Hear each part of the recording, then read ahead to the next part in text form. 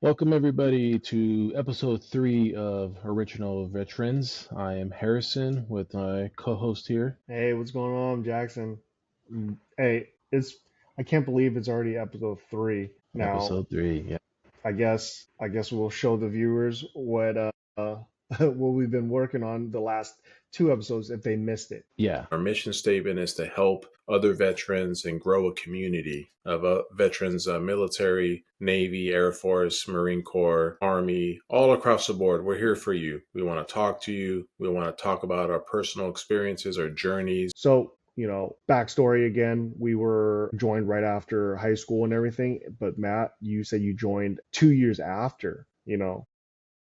Yes, That's a I turned very hard 28. Yeah. experience, being 18 years old and then just being out there in Sacramento, just trying to survive, So right? part of that story, I spoke to Jackson while he was already out of boot camp, and we talked about the Army, and he reassured me how boot camp was and what to expect. And at the time, I was very just like, I need something to happen. And his reassurance and guidance at the time was like, oh wow, if Jackson could do it, then I could do it. Because him and I had similar backgrounds, and I just knew definitely.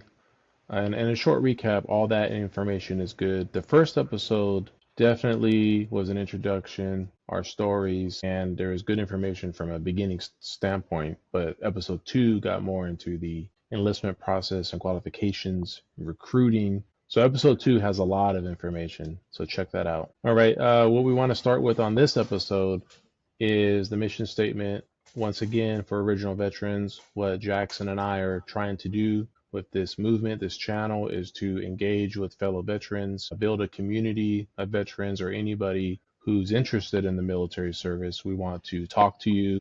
We want to answer your questions, give you information, because we just want to help at the end of the day, help fellow veterans relive the experience, such as myself and Jackson. We all have unique experiences and collectively as a community. So that's part of our mission statement, is just reconnecting with fellow veterans and other people who are interested in military service. So that's the idea behind Original Veterans. No, it's awesome to just reconnect with a high school buddy and now, of course, an army buddy, and just hearing about our different perspectives. And as we go along, I know we're going to have guests in to talk about their experiences as well, because this community that we have, I think the most important thing is telling our story. Telling the story, that's right. And we want to hear your story. Everybody who's watching, put some information, make a comment. Feel free to ask questions. Definitely subscribe. And if you know anybody, veterans or anyone interested, shout them out and send them this video and follow us, because we have plenty more episodes to come. Today's episode 3, and the big topic is boot camp. That's what we're talking about today. So interesting subject. How do you feel about this, Jackson? So I know it's been about over 20 years now, but I Yeah. think that you probably feel the same. You can relive that moment over and over in your life because it was so impactful to your Yeah. young adulthood, right? Yeah, that's true. So let's start with the age of when we started boot camp. And for me, it was 20. What about you? So I was younger. I was 18 because I had like a 2 year jump ahead of you, right? Yep. Yeah, so very, very young. I'll tell you what, when we went through, it was a little different. And those of you watching now about to go through basic training, or even within the last decade, your experience may differ from our experience, but it's Yep. something that you still remember your drill sergeants' names. You still remember all of your battle buddies to your left and right. And you remember the good times, the bad times, and the proud times that you accomplished. Yeah, that's true. I do remember Drill Sergeant Jones. Shout out to Drill Sergeant. He had a gold tooth, and our company was Delta Company 369. That was at Fort Benning. So I do remember that. So before we get into that, I Yeah. want to ask you, can you, I guess, talk about your experience from the time you left for literally got on that plane Yeah. till you graduated? So, and like you said, I remember just like yesterday, I was 20, got my orders, paperwork, got on the plane. So it's all exciting. This is new to me. I don't recall if I've ever flown before. That was my first like flight. Now, 20, I'm not a kid anymore, but you're still young at 20. And getting on the plane and getting my orders were to take me to Georgia for the processing. And you have a packet, they give you some paperwork to take with you Hmm. to get on the plane. And there's other people as well. You're going to meet up with other newly enlisted or new soldiers, and there's like a line of them. So you're kind of expected, right? They're kind of waiting for you at the airport because they're going to help you make sure you get on the right flight. So I do remember that. And you fly and you get to your place, and there's people waiting, and they kind of escort you or make sure you're getting on the right bus or getting transported to the base. Because the first week of basic training is really processing. You don't start your training right away, right? So there's a big misconception. So the first week, and I don't know, for me it was a week. I don't know if it's 2 weeks, but the first week is more paperwork and medical and getting your head shaved and uniform fitting. So it's a whole process there that they run you through. What about you, Jackson? What was your initial?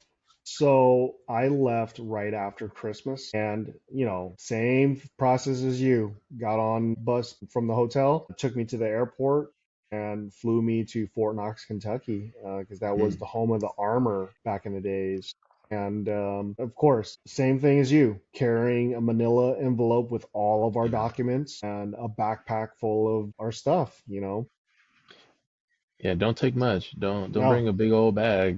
no, don't, because you will definitely regret it. Okay. So Now, what was getting off the plane and everything was pretty scary because we didn't know what to expect. My reception was a little longer. I was there for 2 weeks because I didn't know at the time is that everybody was on holiday exodus because I came oh, right out like literally like a few days after Christmas. oh And wow.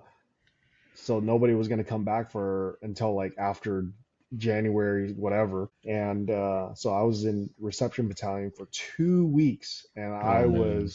That must I have been was, boring, huh? it was boring because we still had to wake up early and we still had a lights out time, but you're not training or anything. You're literally just waiting and Just again waking up, processing. eating, and hanging out.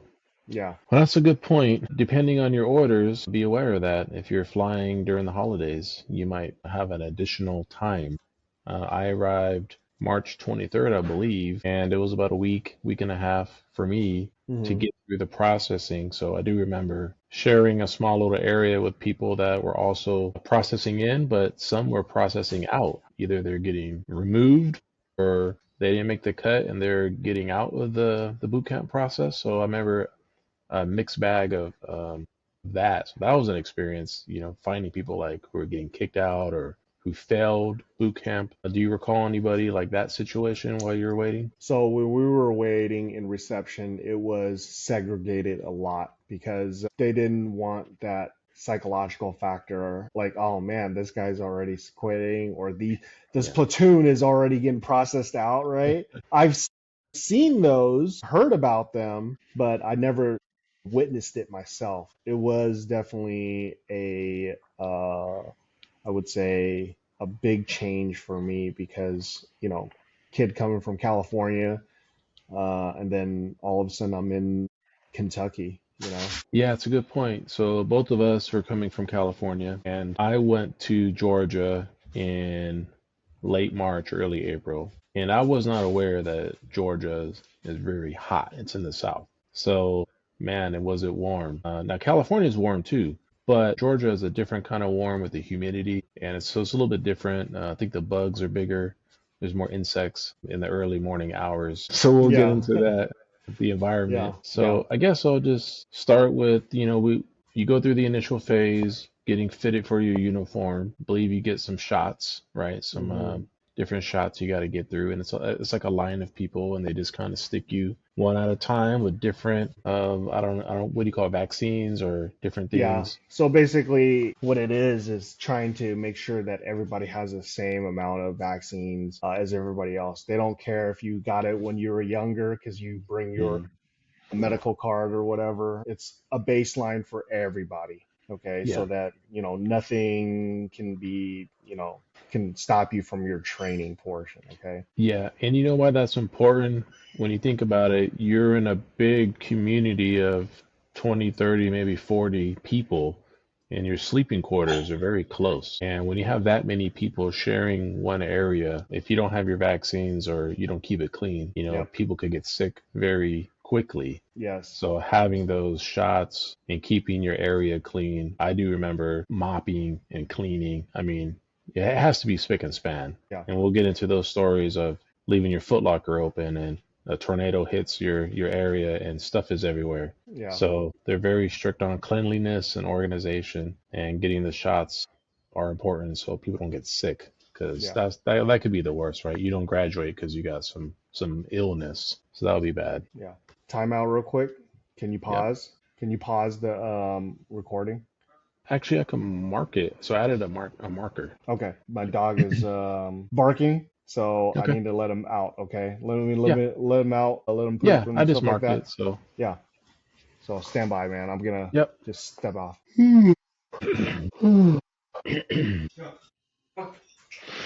you hear me? All right. Let's get back to it. So Okay. wait, hold up. We're talking about boot camp and our first week, pretty Yep. much vaccine shots. Yeah. Getting sick. Okay. Yeah. So So yeah, no, I agree. That's very important. I did have a lot of people, big dudes, that did get scared the of needles the and shots. Yeah. Yeah. yeah, I can see that.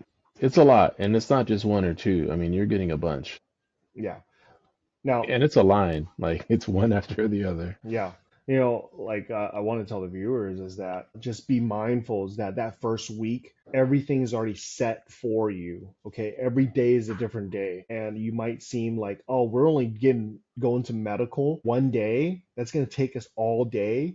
Mm, Well, you got to remember there's about 300 of you. So, of course, it's going to take a long time. yeah. So, getting your teeth checked, your glasses fitted, Hmm. getting your hearing complete, your shots, making sure everything is good on your body, just to make sure what happened at MEPS is what you have at basic training. Yeah, that's a good point. Now, another thing is another day could be a full day of in processing. So, all the paperwork admin portion. So, of course, Yeah. that's very important. You want to get paid, right? Yeah, you got to You bring your want bank information with you. Yep. So they got to verify, of course, you are who you say you are. If you're married, well, you want your kids and your spouse to get the medical benefits and everything started. Yeah. So that's why it takes a long time just to do administrative paperwork. Yeah, that's a good point. And every day is structured in such a way. And you're not even training yet. You're just waking up early, Yep. you're eating, you're showering, and then you're just being escorted around to various places, and you take care of business. And then at the end of the day, you will be tired, and you're gonna eat your chow and go back to sleep. Yeah. Um, I think it was now, a great, sorry to bother, but like it was a great opportunity for you to, start meeting new people from different places. It was my first time meeting people from Georgia, Tennessee, mhm, Alabama, all of these different places. And, it kind of shocked me, culture shocked me that, like, wow, okay, I do not understand a lick of what you're saying, even though we're in the same country, you know. But that's literally, true. that it was my first time meeting somebody from across the country, and it was actually amazing because um, great people. We Yeah. we all come together for one thing, and I think everybody was just excited and scared at the same time. Yeah, that's a good point. You meet people from across the country, different accents, different upbringing and backgrounds, and you'll make friends real fast, especially if you're from the same state or Hmm. even the city if you're lucky. Hmm. But you'll definitely start to figure out, who's the quiet people and who's the ones who act crazy. So definitely you start to form relationships, and because everyone is a stranger, Hmm. and some of these people you may know the rest of your life. Yep.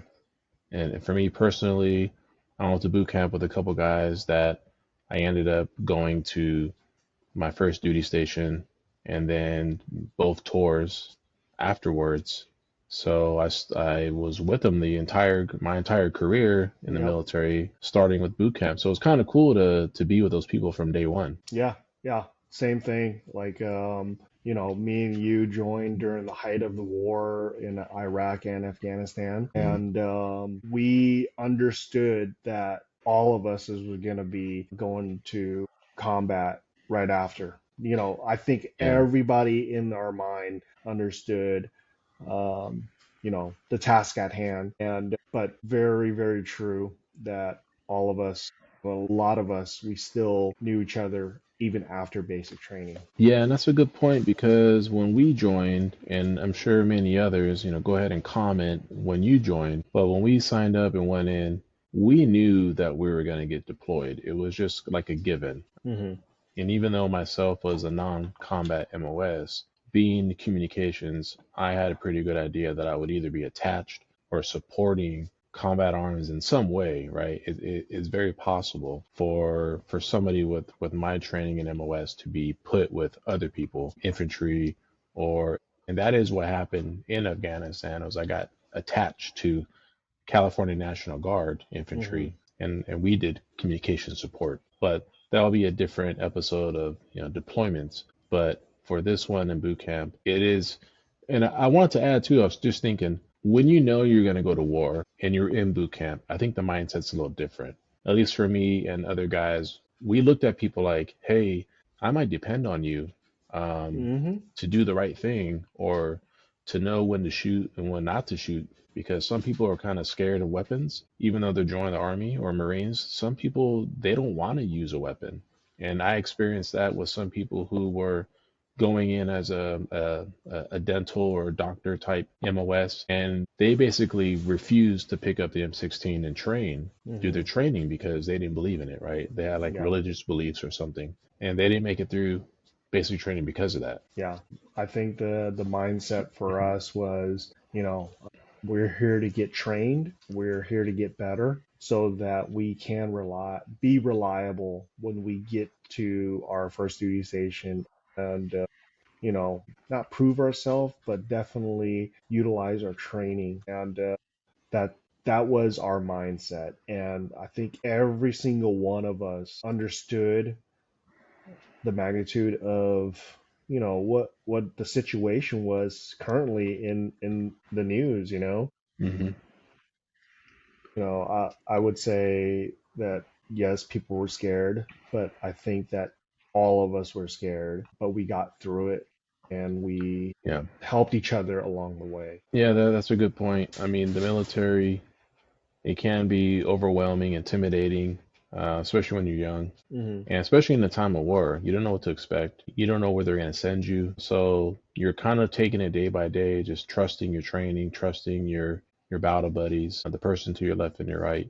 And that's really what it comes down to. So the boot camp experience kind of helps form that Hmm. with the drill sergeants who are experienced and they're there to help you and guide you. But part of it is training. The boot camp experience is meant to break you down, to get you out of the civilian mindset.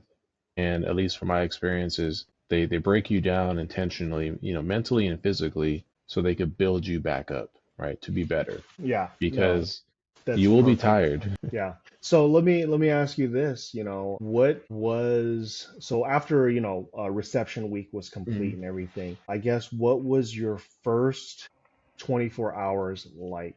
You get to and I don't recall the name of it. What's the big common area called? Barracks, not The barracks. It's bay? the bay. Yeah. There's bunk beds, right? So the Hmm. first 24 hours is okay, you got to pick a bunk. And then it's like, okay, do I go top or bottom? So I picked the top. because I always have this fear of somebody like the bed breaking and I'm getting squished. So I said I'll just go on top because I'd rather be up there, up here, you know. So you get your cat your locker, wall locker, because you do have some stuff. You don't have a whole lot, but Yeah, I yeah. think I misspoke. Are you talking about your first 24 hours at reception or for 24 No, like hours when you get to your after? like to the bay. So before getting to the bay, it was like the bus ride, right? It was taking the bus to your actual boot camp, your company, and the bus full of people or who you're going to be with when, you know, the drill sergeant, like in the movies, they yell at you to get off the bus. And everyone knows this is coming, right? I mean, we've seen all What did sorts they of call it movies. back then? I don't even remember. What Hey, do you mean, if you know, comment down below. when But you're on the bus, or you mean, no, when you get off that a cattle truck, it's the yeah. shark attack. Yeah, yeah. I mean, they're definitely yelling and screaming. You got bags, and they're telling you to put the bags over here and then put them over there. So they're definitely confusing you because it's not just one drill sergeant, it's like four Hmm. or five. And you'll see some people get stressed out, maybe even crying. Hopefully not laughing because the ones that start laughing, they're gonna swarm on you. And if you lose your patience or think you're gonna fight these guys, just don't. Please don't do that. Now, times are different now. If you recently graduated boot camp, tell us how it was for you because I've heard things have changed. It's been 20 years. Even for us, the rules were not quite the same as people who might have did boot camp in the 1980s, Yeah. right? I've heard stories where you might get punched in the mouth and drill sergeants were more physical. Hmm. And for us, they, at least our generation, they started to kind of change those rules, and I don't believe they could actually hit you, at least not in front of people. They might have to take you to a back room, but it wasn't as the same as the 80s or 70s, right? Yeah. But now, 2020 boot camp, I've heard they had stress cards and they had timeouts. I think that's been a myth since we were in basic training. I think every soldier, sailor, airman has their own difficulties and own set of standards that they need to meet. And ours, I wouldn't say ours was harder than the newer generations because every generation is going to say the same thing. Our generation was the hardest and stuff like that. Everybody has their own difficulties and everybody faces their difficulties a little differently than anybody else. Yeah. But no, that's funny. That's really funny how me and yours kind of is almost a similar situation. But go ahead. Well, what I can say is Jackson and I, and we touched on this on episode one, is we were both in ROTC. So we kind of had some training, I guess. We were kind of prepared. We knew how to stand straight and kind of look past the drill sergeant yelling in your face because when we were in ROTC, we did this to each other. We would yell at people and train ourselves not to laugh or to get psyched out, right? So, for, at least for you and I think we're good in that part. Hmm. I didn't have any issues with the drill sergeant making me laugh or stressing me out. I just stood there, and once they realized they couldn't break me, they kind of move on to somebody else because somebody will be looking and laughing, and they'll see him and they'll run over there and hit you with that hat, Hmm. poke you in the head, and make you do push-ups and other exercises that you didn't even know existed. Hmm. So my first experience with that is just kind of getting through that whole shuffle of duffel bags and picking the bag up and going over here. And that was in Fort Benning, Georgia. And what's interesting about my boot camp experience as a MOS, communications MOS, traditionally Fort Benning was an infantry only type training school. Hmm. Communications did not go there, from what I was told. We were like the first, maybe the first or second cycle where communications based or non combat arms went to Fort Benning.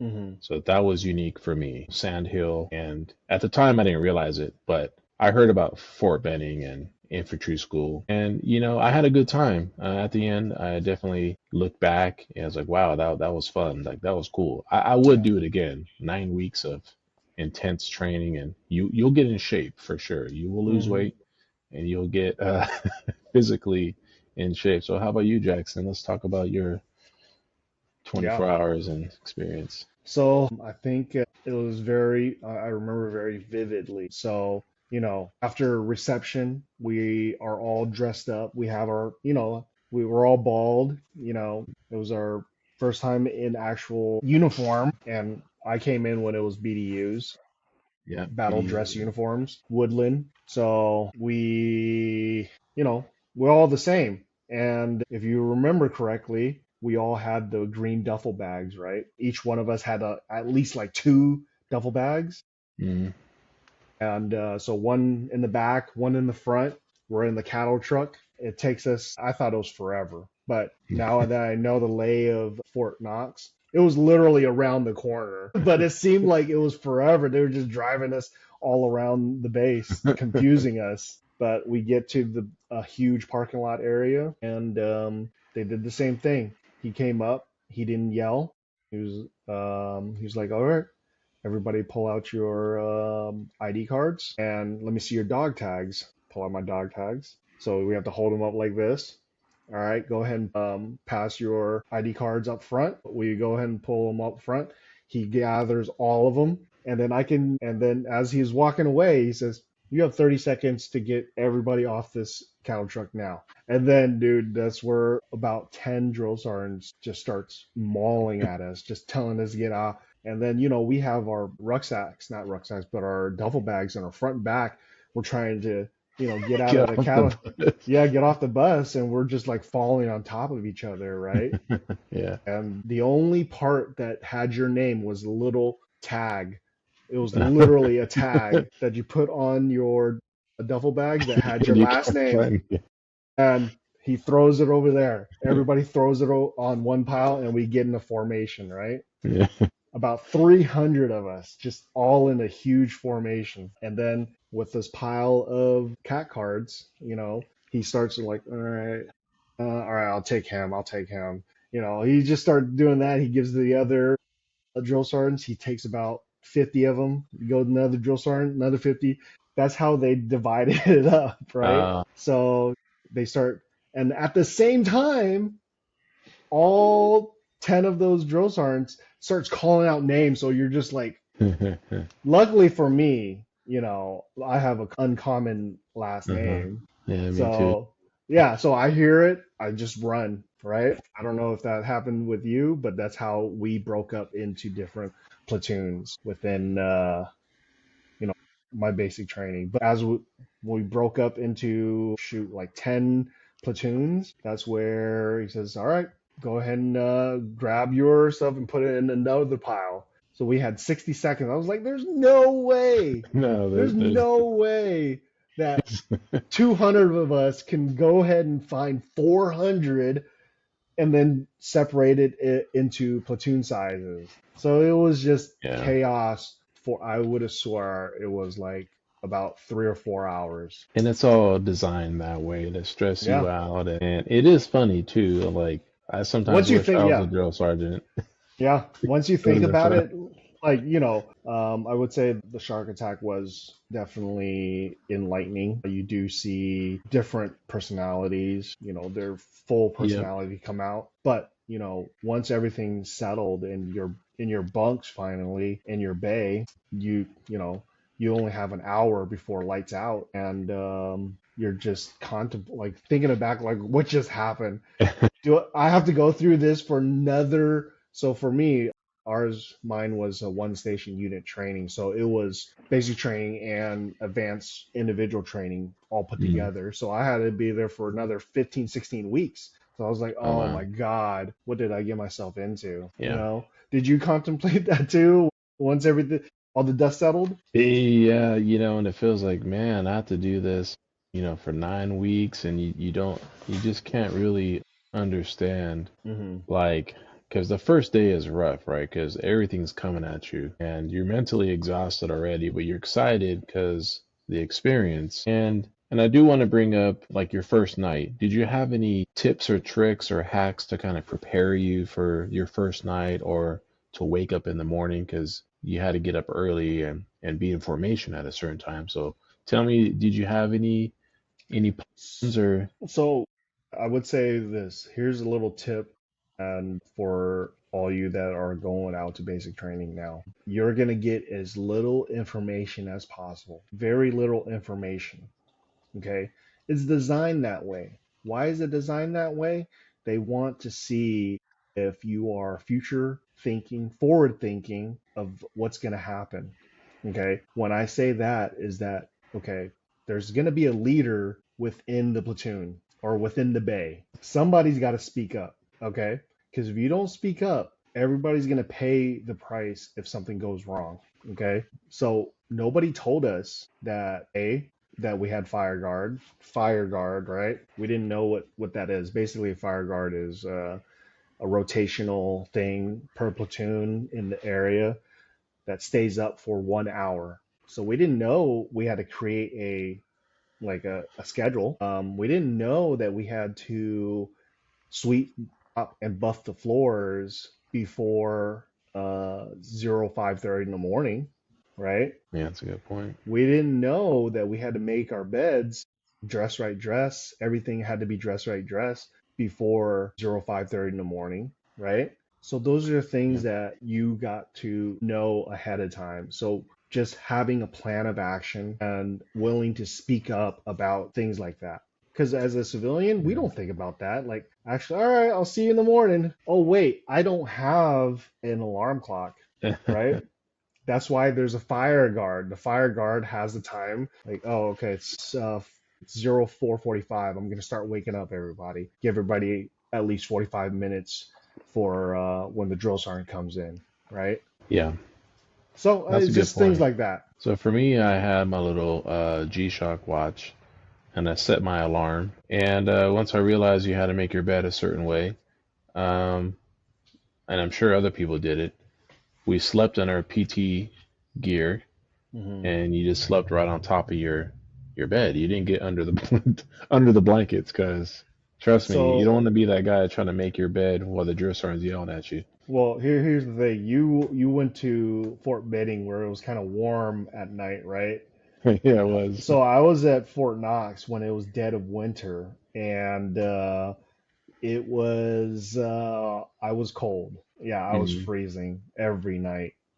But yeah, I didn't started doing we didn't started doing that until about mm, beginning of March. So already like 2 months into basic training. And you guys, did you have like the gray sweatpants, like we call them marshmallows? They have Yeah, like I still have my the yeah, sweat.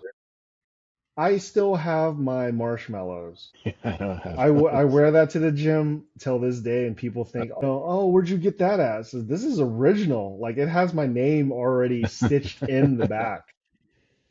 Yeah, I got my PT shorts and stuff, but I don't have the marshmallows. Oh man, those are classic, man. I still have mine. I love it. Yeah, I wish I kept that. Well, let's talk about the first week. So my trick was sleeping on top of the blanket and setting my alarm so I'd get up. And I don't think I slept that first night. And you don't get much sleep because not everybody goes to bed when they're supposed to. People are Hmm. talking, people are snoring, you hear people walking around for some reason. And at some point, some people get upset with others because they're not doing the right job, they're not performing, and there's discussions of taking action at night and beating people up. So you're kind of thinking like, man, am I messing up? Is somebody gonna come punch me or something? So that's why another reason why I slept on the top bunk, because you're kind of out of the way. And Yeah. for safety, I just felt like I'd rather be on the top. But no, I didn't get beat up. Some people did, but that was later in the progress. And Hmm. that's an extreme example, but emotions do run high, and when you're getting smoked and having to clean and you're stressed out day after day, you will see people, start to discuss amongst themselves, man, this guy is ruining it for us, and he's making us do all this extra work and push-ups. So that could happen. It's not unrealistic. I learned very quickly that, if something's annoying you or somebody's not understanding something, it's better to confront them right away than to just brew and continue to let it play out, because some individuals do need that extra explanation of the why. And I learned that, like, hey, the communication part definitely needs to be worked on, because a lot of times, man, people are just out there flapping. They're off doing their own thing. They don't understand the team concept. And that's what they're trying to instill in all of us, is that, hey, you are one unit. Okay, one fail, all fails. Yeah, that's a good point. So when somebody is not pulling their weight, everybody gets burned. Everybody gets punished for the one guy or the two guys that are not getting with the program. Hmm. And you might have somebody. In my experience, I had at least two people. And, it's very small stuff. I mean, we're not talking about big mistakes. We're talking small mistakes that the drill sergeants, I mean, cleaning your bed and keeping your wall locker locked and things like that. And those are kind of obvious, but when you go to the PX to get your items that you need, because you in boot camp you are allowed to, get soap and personal hygiene stuff because you got to shower, right? Hmm. So you might need to shave or get soap, but don't be the guy that gets the Snickers bar and eats it in formation, because that's a big no-no. And we had a Yeah. guy who was standing there and snuck a big old Snickers down his throat, and the drill sergeant walked over and said, "What are you eating?" And the guy had chocolate on his lips, and everybody had to do push-ups while this guy finished his Snickers. Yeah, I And think so don't it's be there's that guy. always there's always one case like that. And another tip is, there everybody to your left and right is going through the same thing as you are. Do not think that you are better than anybody else, because you're going to rely on them. Okay. Um, for myself, I was the youngest and the only one from California and the only Asian guy in the platoon, actually in the whole company. There was no other Asian Pacific Islander tankers in my company. So I always leaned on my battle buddies, because that's how I figured that that's how we're going to get through everything. No matter what my battle buddy did or didn't do, I was always with them. If they were gonna go Yeah. run for for Sunday afternoon, we usually have our, break time. If he went to go run, I go run with him. If he goes and start working on his push-ups, I'm working on my push-ups. Everything they did, I did. Yeah, that's a good point. Definitely be prepared to be uncomfortable because it's a new experience. You're with a bunch of strangers. You're going to have to find time to shower. I mean, some people I know they waited to other people, everyone to sleep and they showered later. But some people didn't care. They showered whenever they could and sleep whenever you can Yeah. because you don't get much sleep. I mean, especially at least my experience, we were getting smoked all the time, right? Hmm. Push-ups and all sorts of stuff. And like you said, fire guard and mopping and cleaning, and tornadoes kept hitting our bay and stuff was tossed, so we had to always clean it up. So I do remember personally just constantly getting smoked left and right, and it didn't matter if it was your fault or not. I personally didn't get in trouble like myself. I was never called out for doing something stupid. Hmm. We had enough knuckleheads that did that on their own, but I had to pay the price like everybody else. And I Yeah. got strong. I definitely got strong and got in shape. So it was hot in Georgia. It was during the early spring, right in the summer. So man, it was warm and you're eating good nutritional food. So that's one plus of the boot camp. The food is good, especially in the South. It was good food, black eyed peas and all sorts of southern some cooking, some some some cornbread, cat some catfish fried catfish. Yeah. on Thursdays or something like that. Yeah, it was good food. Now, mind you, you could get the donut or the ice cream or the sweets, but the drill sergeant will walk around and take a look at what you're eating. And our experience was he would, if you're drinking coffee, he might put his finger in your cup of coffee and go, "Ooh, that's hot. That's hot, Private. That's a little too hot for you, soldier. You sure you want to drink that?" Or stick his finger in your donut, because if you're not keeping up with the runtime and you look you might be overweight and they see you eating cakes and donuts, they're going to put you on 2 a day PT. And so just just be aware of that situation. Be mindful of what you're eating because at least when we went through my experiences, they're Yeah. looking. No, same thing. I think both of us have very, very similar experiences during our time. Even if it was 2 years removed, I went in 2003, 2004, and you went in 2000 Yeah, to five. So even that short amount of time, I mean, that spread of a time, and how far distance there was. I was in Kentucky and you were in Georgia, and our basic training story is almost exactly similar. yeah. And I want to touch on, so let's say you get through the first week or two, because there Hmm. is some classroom training, right? Hmm. They make time for classroom and you are very tired and you might fall asleep, but they do try to teach you certain things in a classroom environment. But it felt like every other day, there might be class one day or half a day, and then the next day is pretty much put on your boots and grab your pack and you might go on a march for miles.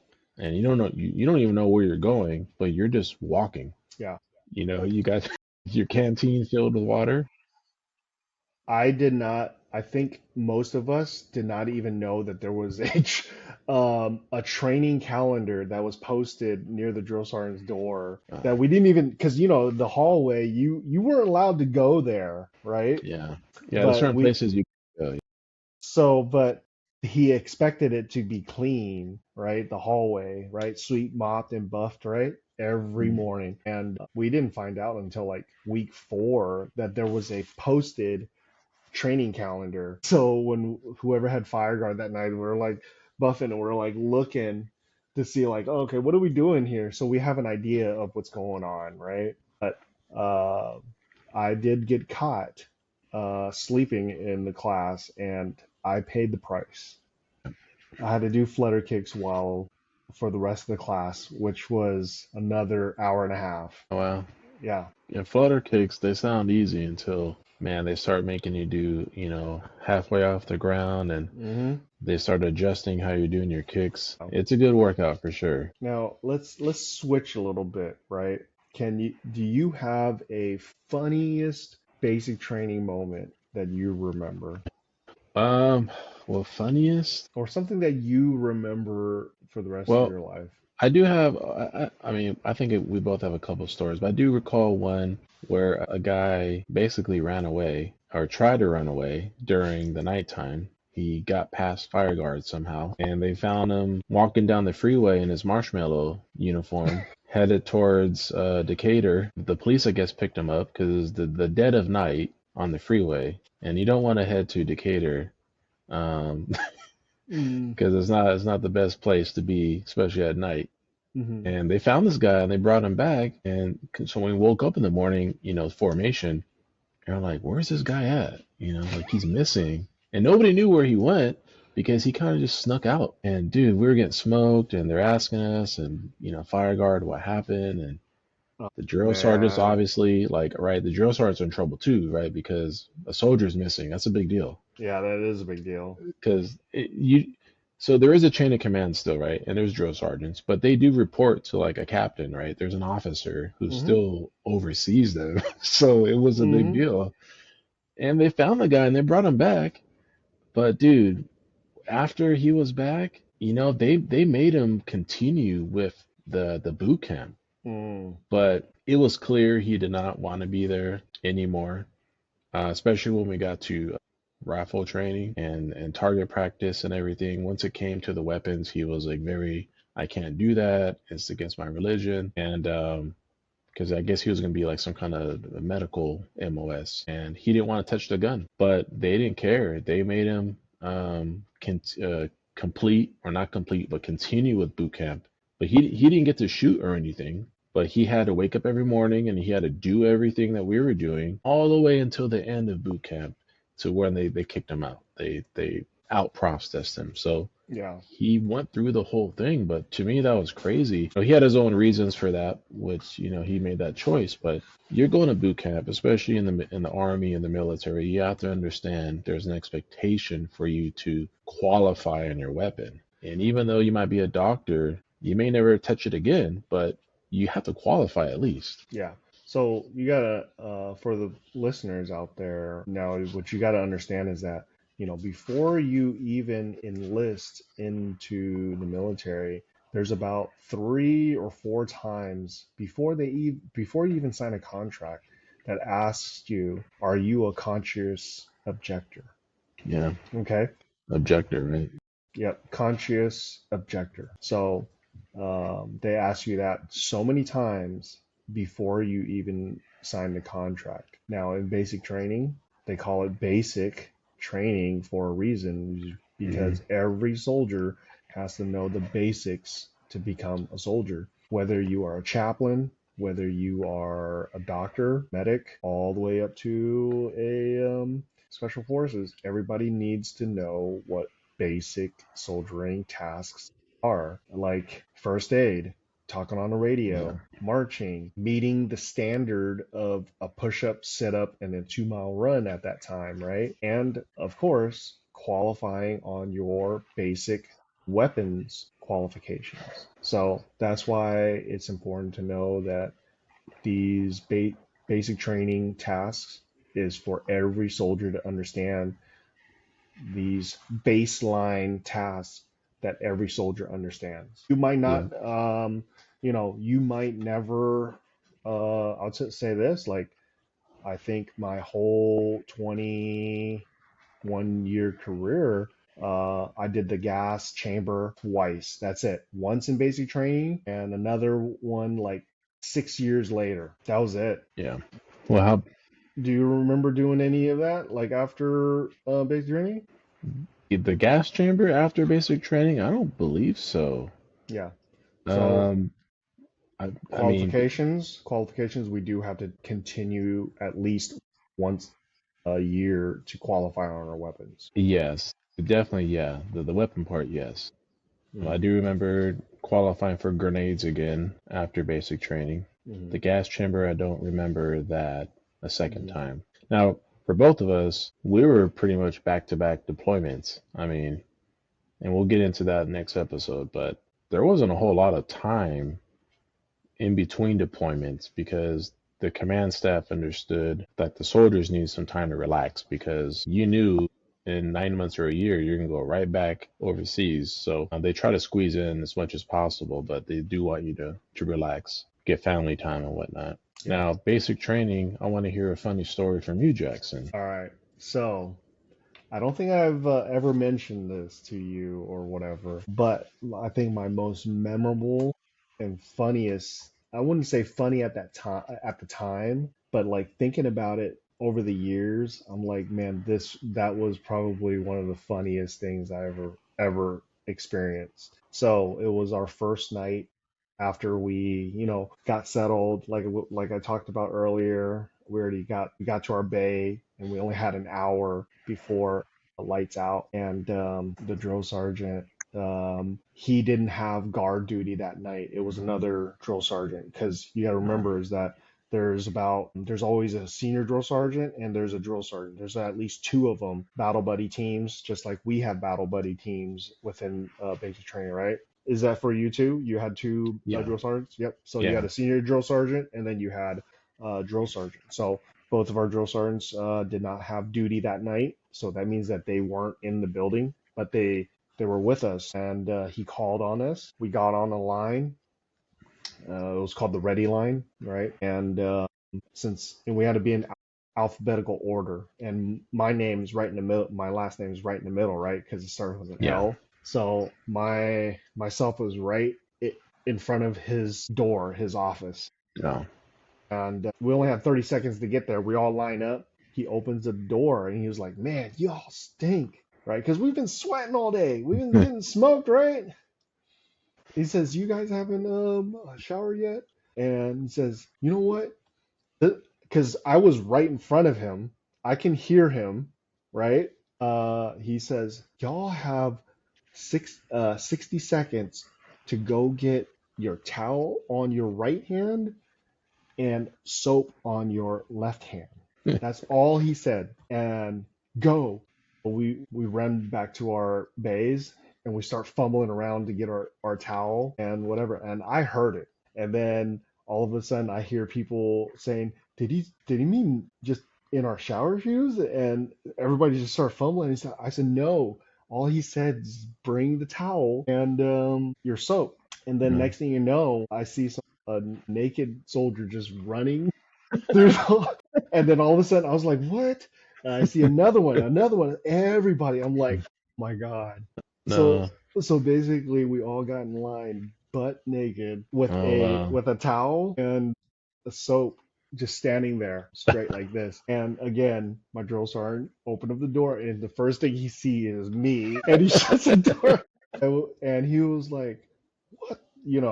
This is back then when they can curse and stuff. What the F, I didn't want to see all y'all swing and it says, put your towels on. So all of us have our towels on and everything. See, I did not say it was blah, blah, blah. Yeah. And I was like, I told y'all, man. I told y'all that Yeah. he just said that.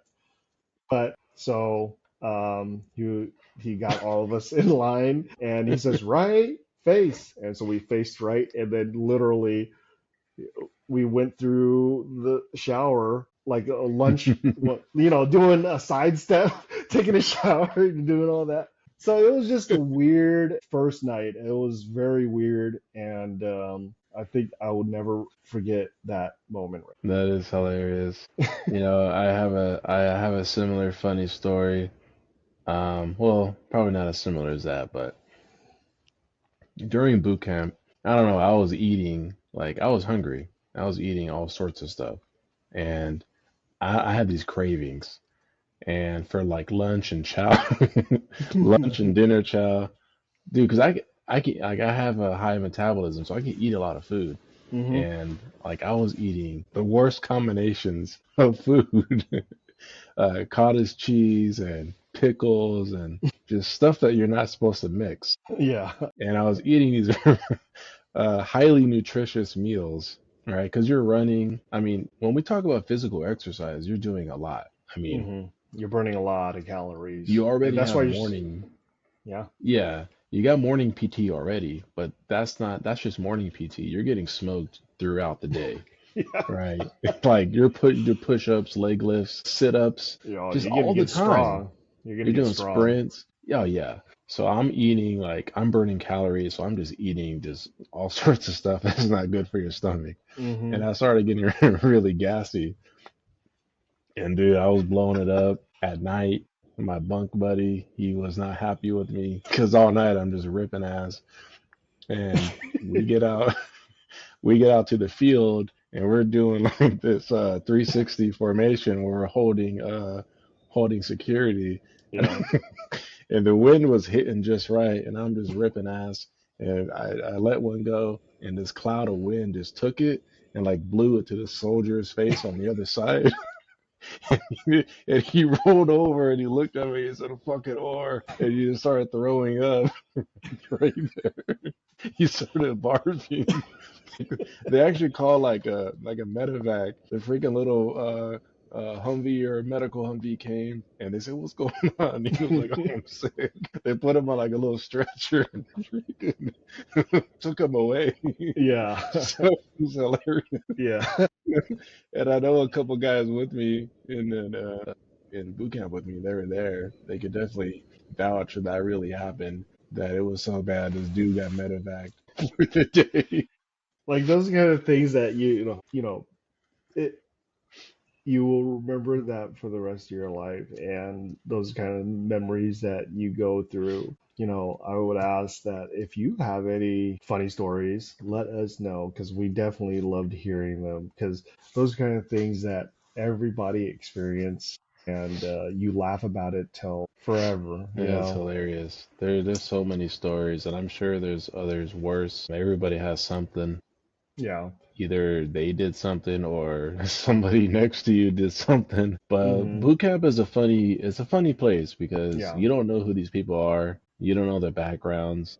Yeah. Some are smarter than others, and some are slower than others, and you'll see Yeah. who those people are. Yeah. And everyone's just different. Yeah. And Yeah. funny stuff is going to happen for sure. Yeah. Yeah. Now, I guess I got a final question for you. We all know that basic training was definitely difficult. It was probably one of the hardest things till, up until that time. That was probably one of the Hmm. most physically, mentally demanding Oh yeah, training that we've been through at that time, right? You know, yeah. why did you think it was that difficult for you, and how did you survive your experience? I think the difficult part was, there was a structure, a really rigorous structure, and that's something that I wasn't used to. Because for me, it was about 2 years after high school. Mm, So those 2 years after high school, I was kind of independent, just living life slow and doing whatever I wanted to do. And then you get put into this situation where you got to be somewhere, by 5:30 in the morning. You got to look a certain way. You got to follow orders and do what you're told. So it's a big shock to be put into that like environment. mm, And some people it's very hard to adjust. They're not used to it. Some people like they didn't want to wake up in the morning mm. or they were late to formation. And you don't want to be that guy for sure because they're gonna get you. Like they'll rip you out of bed. Or you don't want to Or be the battle buddy that left your battle yeah. buddy sleeping, And some guys, man, they just didn't want to wake up. Mm, So, but me, I got some sleep. I set my alarm, but like I knew better. Like, hey, I gotta get up and I gotta get dressed. So, I showered the night before. I put on my PT gear and I slept on top of my bunk. And my alarm woke me up, so I didn't have to shower in the morning. I just brushed my teeth and I went downstairs. So I only needed like 10 minutes, right? Brush my teeth, pat down my bed to get the wrinkles out of it and go to formation. So that's how I got through that just keeping my mouth shut, doing what I'm told, laying low under the drill sergeant's radar. mm, So I didn't get picked on much at all because I wasn't that person that was acting out or making mistakes. So I think the best advice is to kind of be prepared and just do what you're told. I mean, that's yeah, probably the biggest thing is don't fight or don't argue with the drill sergeant. If he says do it, just freaking do it. yeah. I, I think that's probably the biggest thing a lot of people are not used to. The type of tone and the type of setting that they're in. They're not used to it. They're not used to um, you know a coworker or a boss yelling at them, telling them to do physical fitness, all this stuff. So it is Yeah, definitely a difficult situation for a lot of people that are not used to it. yeah, that's true.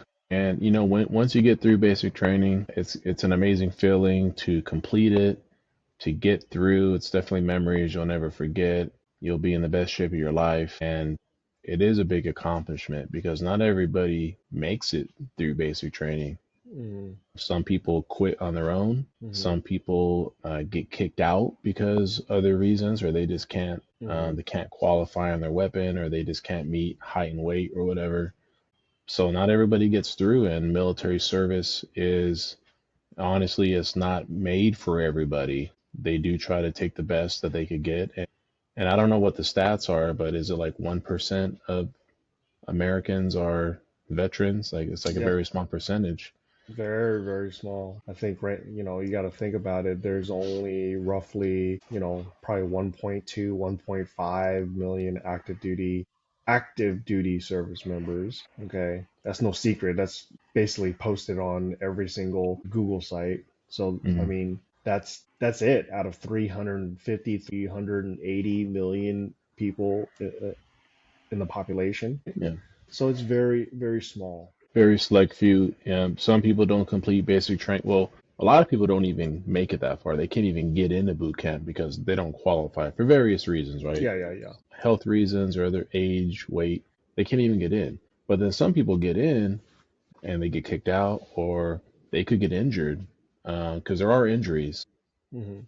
that happen. You could hurt your leg, your arm, your back, and you Hmm. can't complete it and you'll get discharged. So if you make it through boot camp, it is an honor because that's just the first step of your career, your service is getting through that. And then what we'll talk about in the next episode is the advanced individual training because that follows boot camp. So the boot camp gets you become a soldier, but you still got to do your other training for your MOS, your specialty. So Yeah. that's after. Yeah, definitely. How I felt it was difficult, it was definitely a culture shock. Um, and then intermixing with so many different people from all over the United States and not just people my age. I think one of the oldest ones was like near his 40s because at the time you could still join all the way up to 42 and everything. So there was like older soldiers and then like me myself we're 18 years old or whatever. I've definitely always challenged myself. I figure like, you know what? If this 40-year-old can do this, I can do that, or someone else like that. Or hey, you know what? I think if he's doing it, he's the same age as me, look like the same build. If he can do it, I can do it, right? So that's how I believe, my little tidbit of, dealing with adversity and how to overcome that and how you survive. Mhm. But, I definitely relied on my battle buddies for, I guess, mental guidance and physical guidance. I wasn't the strongest or anything, but I wasn't the weakest. But I definitely relied on my battle buddies a lot to give me pointers because they were a little older than me. So I always take Yep. advice and stuff like that. That's a good point. Yeah. Your battle buddies, definitely, you depend on them. And when you meet them in boot camp, just know that you might know them the rest of your life and they might be there when you go on tour Hmm. overseas. And if that's the case, man, it's really it's a great experience to know somebody from when you started in boot camp all the way through one or two tours or whatever duty stations. It's pretty cool because you guys can reminisce and talk. And then Yeah, after service, you stay in touch. So yeah. that's pretty cool. So I guess let's finish off like this. Compared to from the time that you first joined, literally day zero, right, till Mhm. you graduated on graduation day, did you notice a change in yourself? But yeah, I definitely got stronger physically. I want to say I gained some weight, but it's more like muscle mass. Definitely, because I mean, you're running, you're doing a lot of muscle build in your legs, in your chest and arms, because the amount of push-ups you're going to do in boot camp is incredible. But beyond the physical, you have a confidence about yourself because you look great, you feel great, your uniform is sharp, and when you finish boot camp, you really kind of have like this chip on your shoulder of like, man, I did that. I completed it. So you feel good. And it's an incredible feeling when you're in like the top shape of your life and you finish something like that. You really feel like you're on top of the world. It's an incredible feeling that, not many people get to experience. Most people don't get into that sort of shape, right? Hmm. That conditioning physically and mentally, right? You Hmm. could go to the gym and get in great physical shape, Hmm. but that mental part is not. I don't think you could get that at a gym, right? There's a whole nother layer of the mental part that boot camp will give you that. Yeah, no, I totally agree because from my day from day zero till the time I left, I definitely felt the same way. And to piggyback off what you say is that you know completing basic training was definitely it made you mentally stronger because you're dealing with so many different adversities and you're trying to deal with it internally, and how you react and how you respond to that kind of builds the character of what you are going to set forth in your army career. Hmm. Yeah. Yeah, that's true. Yeah, you're gonna carry it with you throughout your career. That's a Yeah. But important note there. no, but hey, you viewers, we want to hear your basic training stories, your drill sergeant's names, where you went to basic training. For those of you guys stayed Yeah. on till this part, 20 years ago, there was more basic training sites. What I mean by basic training sites was that there was Fort Benning, there was Fort Jackson, there was Fort Knox, there was Fort Hmm. Leavenworth, there was Fort Seal. Now they dwindle it down to only three main places: Fort Jackson, Fort Benning, and Fort Seal. Oh wow, Okay. I didn't know that. So it is um, a lot of realignment, and because of the demands of, the war during that time, we needed to have more soldiers be trained up as quick as they can. Hmm. So that's why, and once we started scaling back and everything, there wasn't a need for all those basic training locations. Yeah, it's a good point. So if you've completed basic training recently, let us know. Put some comments, share some details, a funny story, or where you went. We want to hear it, and we look forward to engaging with our viewers more. So definitely reach out and respond, and look forward towards our next episode where we'll get more into advanced individual training and continue with our journey, right? So if you've been following us since episode one, every episode's building towards our journey, all right, our careers through the service. So we have plenty more episodes to speak on. And the goal is to just continue to build this community of veterans. And right now we're just starting out. So thank you for watching and taking time out of your day to listen to us and our stories. And hopefully it's helping you connect, reminisce yourself, and kind of bring you back to your youth. Or if you're a parent and your child is thinking about the service, I'm hoping that our honesty and our information is beneficial to you as a parent and your children who are thinking about this. We made it through. It is a great feeling. It's a great accomplishment. So we take pride in that. So just know that there's definitely the benefits are great to finish boot camp, and the military service is it's just an honor to be part of it. Yeah, no, couldn't agree more with your sentiments. But I am so glad to be a part of this and talk about our story and sharing our experiences because this is what we as a soldier, sailor, airman, marine, we do. We share our stories because I think that is the best outlet and best way for our mental health is to share our Mhm. stories, our why we did what we did, right? But thank you, and I hope to see you on the next episode. Thank you. See you again. All right. Bye.